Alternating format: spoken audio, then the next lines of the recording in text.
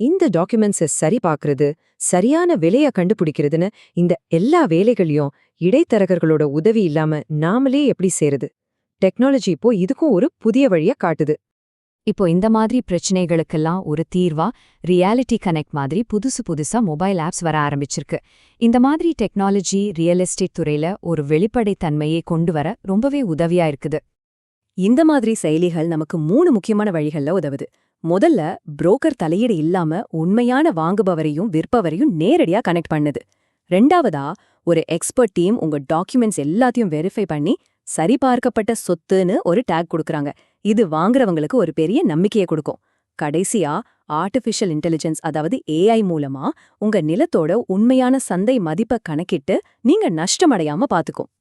அப்போ கடைசியா நீங்க உங்களையே கேட்டுக்க வேண்டிய முக்கியமான கேள்வி இதுதான். இந்த புதிய டிஜிட்டல் உலகத்துல உங்க சொத்தோட பேப்பர் டாக்குமெண்ட்ஸ் அரசாங்கத்தோட ஆன்லைன் ரெக்கார்ட்ஸோட சரியா பொருந்தி போகுதா? யோசிச்சு பாருங்க.